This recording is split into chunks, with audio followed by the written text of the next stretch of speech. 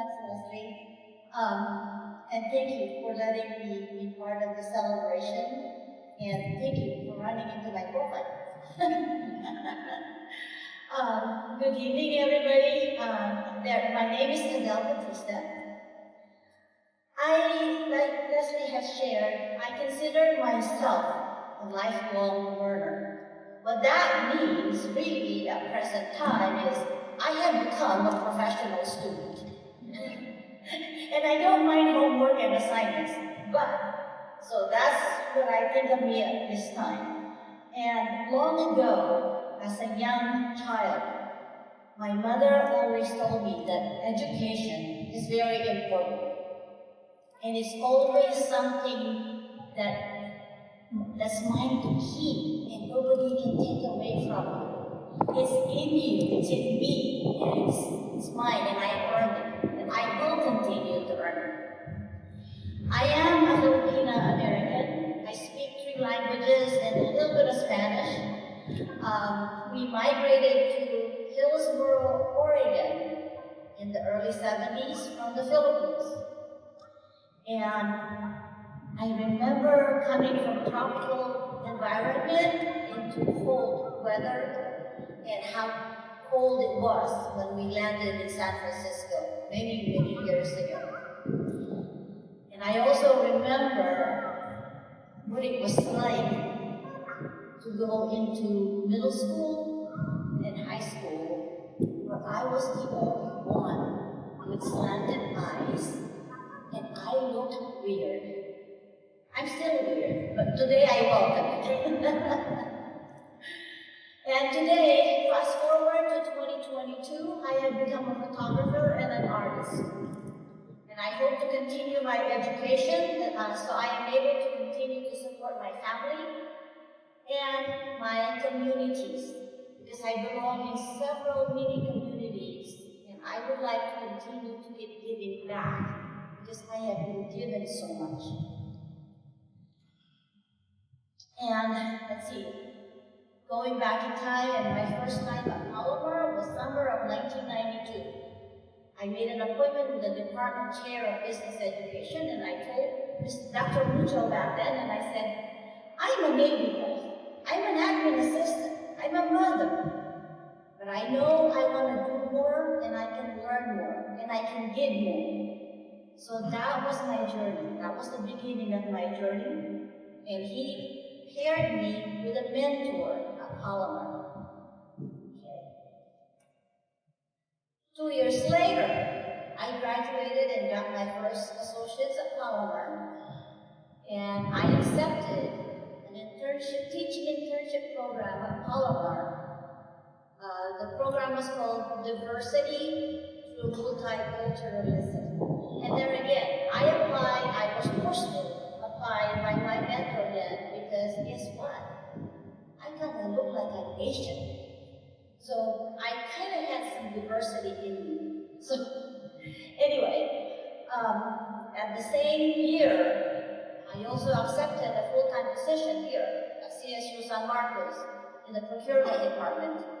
And then CSU San Marcos allowed me to take, I think, 6 units for free, as long as I was the employee. So I took that opportunity in my quest for a bachelor's degree back then.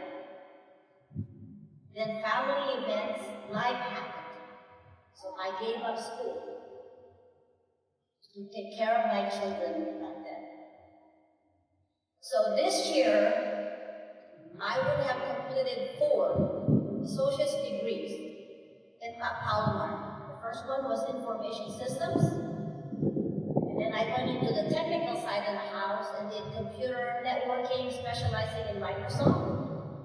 And then I was going to go into computer science, but then I realized I wanted to be my own boss. I wanted to be my own thinking box, so I switched to photography and digital imaging. So here I am. And my next short-term goal is to transfer back into CSU San Marcos, into their arts, media, and design program. and complete my bachelor. So there again, I switched majors futuristically, I would like to pursue a doctorate in communications through being in a multicultural, multilingual, diverse environment, because I believe I have a lot to give back, and I need to give back because I can't directly affect the lives of people in my immediate circle. And I look at each one of us today, and I would like to do that for the people in my life in this community. And actually, part of me says, I can do anything I want and help people around the world. I want to be an international speaker to the point that education is the golden key to break barriers. I know I still have slanted eyes, but I want to be a highly educated grandmother. Okay?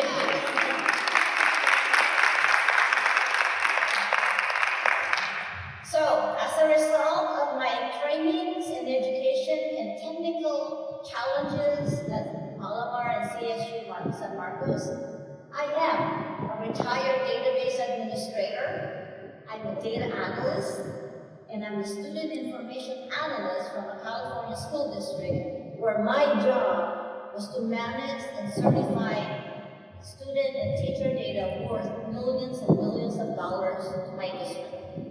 So I retired in 2017 and then went back into school. So see, education is not going to ever end for me, I think. But I welcome it. My favorite times at Palomar was my first graduation, because I am a first generation college graduate. And it was very special to me because I had permission to take my children with me to classes and lectures, because childcare is a challenge for me.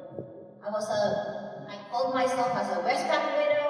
I was working full-time as an admin assistant. I was going full-time as a student, and my children went to school with me. One semester, I pulled in 17 units, and I aced my semester. So learning for me is almost like in my blood.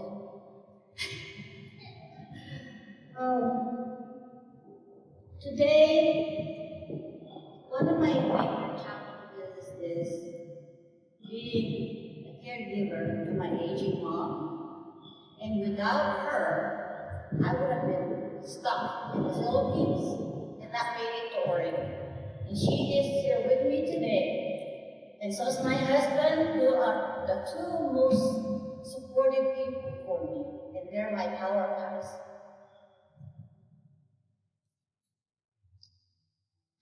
So I worked solid for 42 years. I've been going to school. I'm a native wife. I'm a grandmother. And throughout the challenges and life happens to every one of us, I came up with what I call as remembers instead of reminders. So for me, what always worked was listen to your heart. Your heart will never fail you, because your emotions are there. They tell you what's going on. It lets you feel who and what you are. Okay? And then, of course, family first. I'm a mom, because I knew a long time ago, even when I was little, I wanted to be a mother. Okay? And one other thing is, life goes on every day. We're fortunate that we're waking up and we're reading. We have purpose. So stay at present time. What's going on right now? Yesterday is gone. It helps define us, the past. The future is not guaranteed. All I know is today, present time. What's going on with me today? Okay? So I have to remind myself to that, because sometimes I get stuck over in the past, and then I have to remind myself. And then sometimes I overthink, I overproject. Then I lose track of present time. Okay, so that works for me and has never failed me. Live life each day with clarity, attention, and focus. I also call them making smart choices, specific, measurable, attainable, realistic, and timely. And we're never ever stuck. In any situation, we have at least three choices. We can accept the situation as is, remove yourself from the situation, or change. For me, what always works is I need to make changes because something is not working right now. So changes was always my first choice, which allowed me to keep moving forward because that's all I can do. I can't go back because the time is not forgiving. Time is gone, but I know I can deal with it today. The other thing is, what I learned from one of my mentors was keep an open mind. Be open for possibilities and opportunities. One of the things I got good at is, okay, plan A did not work, but I did not pursue plan B. See what plan B happens. I'm hoping I don't have to go to plan C. And the other thing too is, for me, it's hard sometimes is be kind and be patient with yourself. I've fallen a few times, but I remember my mom saying, get up, brush the dust off and get up and keep moving. And then forget your mistakes because they happen, but you need to keep moving. I needed to keep moving forward.